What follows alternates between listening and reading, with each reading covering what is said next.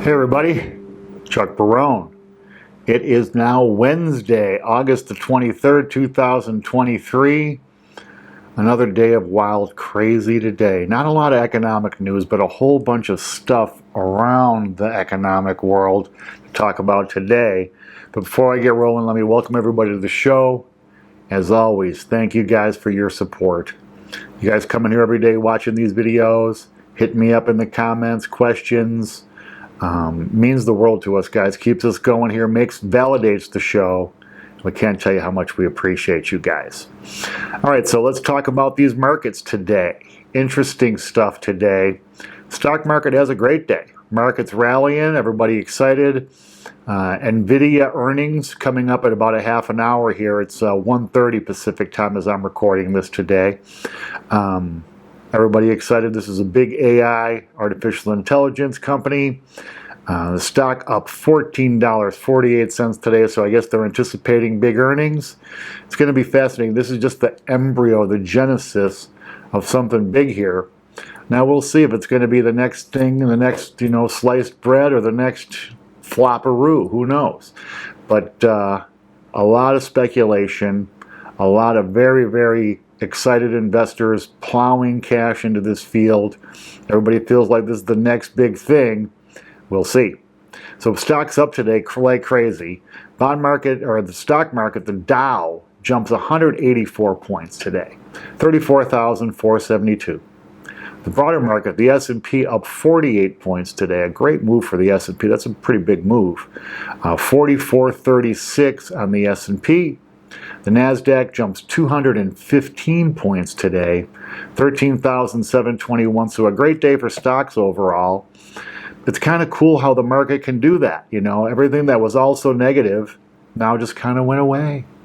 And everything's just going to be hunky-dory, man. It's going to be fantastic. I don't know, guys. These markets just seem to be gyrating all over the place and not really moving very much. Be cautious with stocks right now. I think that if there's going to be any big surprises, it's going to be to the downside. So just, like I say, just be cautious. It's bond market today. Well, go figure, the bond market has a big day today. Bonds, everybody, I guess, buying bonds today. The 10-year falls 13 basis points. Now remember, when prices on bonds go up, the yield goes down. So when there's big demand, prices go up, yield comes down. Same thing when there's no demand, prices go down, yields go up. It's kind of like a teeter-totter, right? Price versus yield. So prices today jumping on the bond market, 13 basis points. The 10-year comes down 13 basis points. It's a gigantic move in the bond market, sitting at 4.2%. The 2-year comes down 7 basis points, 4.97%. Why? What's the good news for the bond market today? I guess it's just a regular trading day, but for the bonds to make a move like this, I don't know. I didn't really see anything that made me think I need to hurry up and go buy a whole bunch of bonds. But the bond market obviously seeing something that I'm not. Maybe it's this whole speculation. Powell's going to speak, the big speech on Friday. So maybe the market's speculating Powell's going to come out and be dovish. Maybe no more rate hikes this year. We'll see. Dollar today down very small, just sitting still 103.39 on the index, right pretty much where it's been. Not much to report on the dollar. A bit of the metals today, though, had a nice day. Gold up $18.80, $1,916 for an ounce of gold. Silver jumps 88 cents per ounce, $24.27 for an ounce of silver. So metals holding their own, man, doing okay. I think that we're going to see these numbers again, $25 silver, $2,000 gold. Gold and silver looking good. We've been talking about it on the show for a long, long time. I'm not a gold or silver maniac where it's all in metal, but 10 to 15% of your portfolio for sure. And if that's so, you've enjoyed a nice little run this year. Oil today. Down on oil, $1.12 per barrel, $78.52 for a barrel of West Texas Intermediate, kind of just like we predicted. Oil seems most comfortable in that trading trough between 70 and 75. Spiked up to $86. We were looking at maybe we need to change some look at our way we're looking at that around a little bit. Nope, coming right back down. 78.52, heading down to its trough numbers between 70 and 75. Bitcoin today rallies up $766, 26,592 for Bitcoin. I think something big is brewing in Bitcoin. I've been seeing little snippets of stuff. We know that they have a couple of companies trying to get these ETFs started. We know the Fed and the government has some plans for cryptos. Still a lot of uncertainty with Binance. They were on the front page of the Wall Street Journal today, helping Russians launder money. Yikes! And we still got Sam Bankman-Fried in jail and all that coming up with FTX. So a lot of uncertainty, but Bitcoin hold at least hanging in there, right? All right, so let's talk about news today. Now, there was not a lot of economic news to talk about. So I kind of browsed through the world to see what would be interesting for you guys and might have some relevance to economics. A couple things came across today. Interesting stuff, guys. First thing today, I got to say, man, if you're a Russian and living in Russia or one of its satellite orbiting, don't mess with Putin, man. This guy does not play around. The latest provocateur, this Prigozhin guy who was the head of the Wagner group, the mercenaries who were fighting the war in Ukraine, had his one-day half-coup. Guess what? Prigozhin today, dead in a private plane crash. 10 people on the plane, everybody presumed dead. Surprisingly, Prigozhin actually lived for a couple of weeks after the big coup. No more Prigozhin. U.S. retail sales starting to go a little bit softer. Target, Bass Pro Shops, Macy's, and a host of other retailers coming out. Soft sales, soft earnings, talking about the consumer. I don't know, the consumer really run out of gas, running out of credit. There's a lot of talk in the media who never know what the hell they're talking about this whole idea of younger people wanting to pay money for experiences rather than material stuff. Okay, that's true. It's summertime. People taking vacations. I don't think that's a trend overall, though, where people would rather travel someplace than have a comfortable bed. But anyway, so retail sales softening. I don't know. I've been talking about it on the show. We're advising everybody on this show to be a little more cautious in their spending. I know I certainly have been. So maybe that's a sign of times too. More people are now being nudged along to save a little bit of money. The government sets these tendencies, what they want the public to do.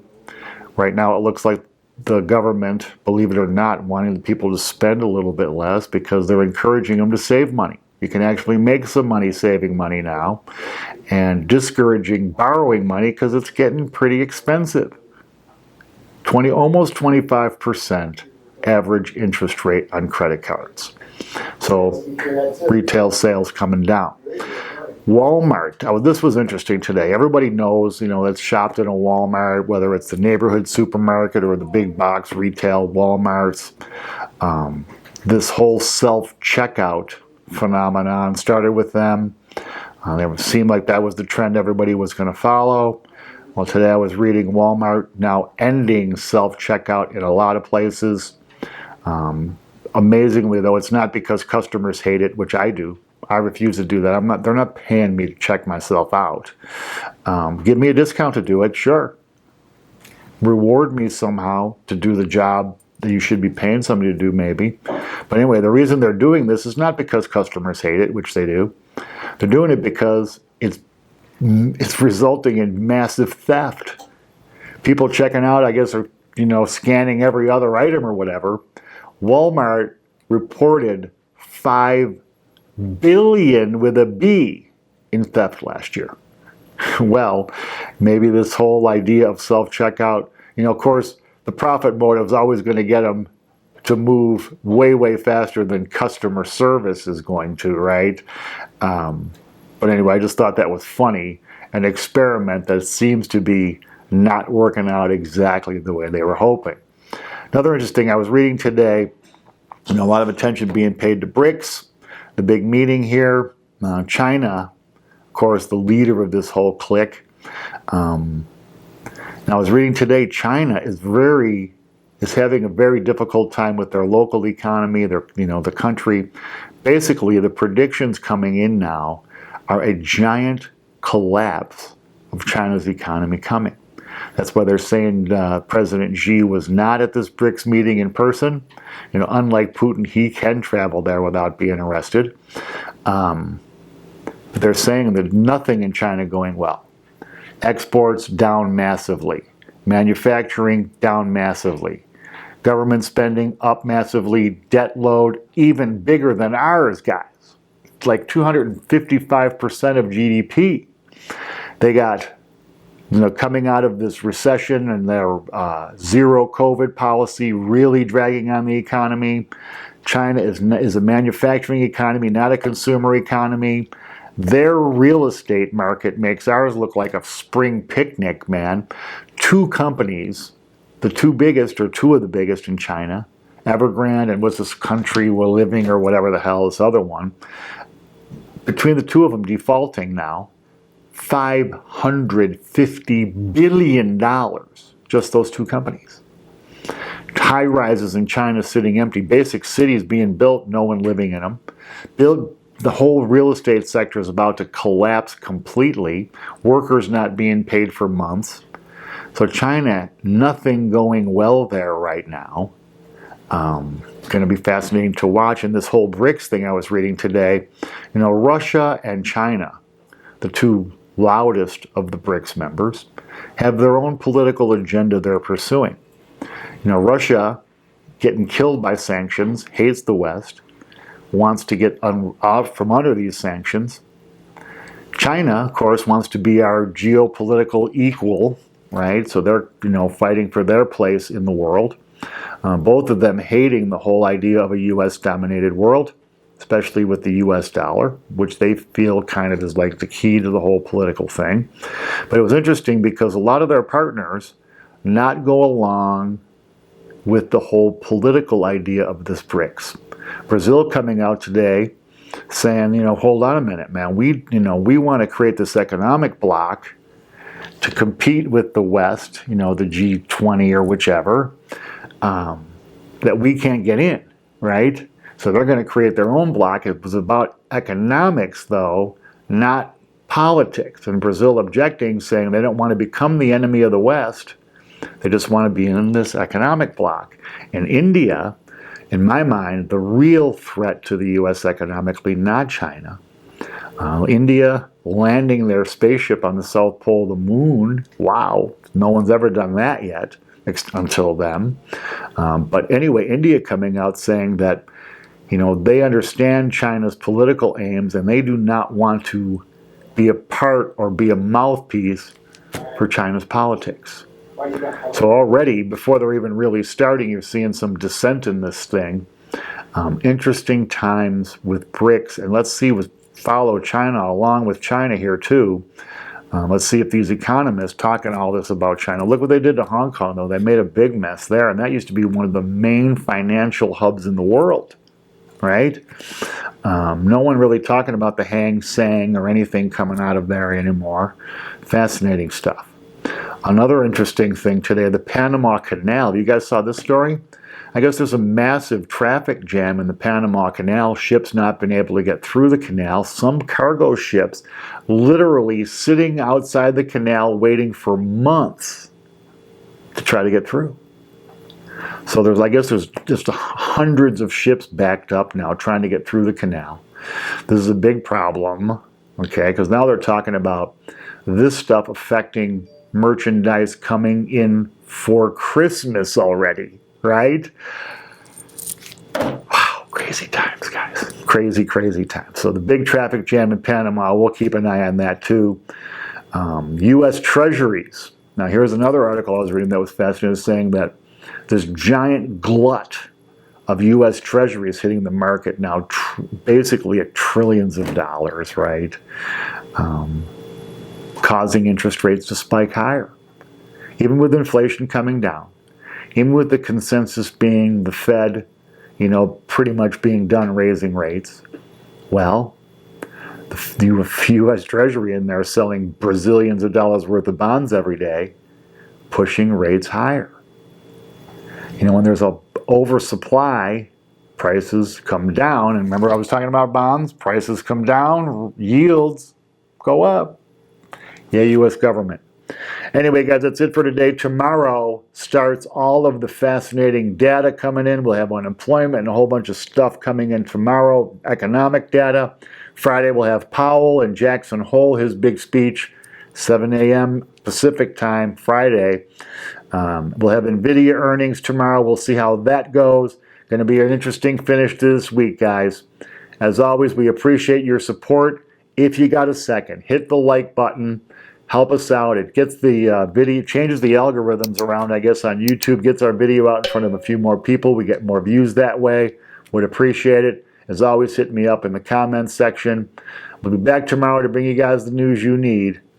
Until then, guys, take care. Thanks.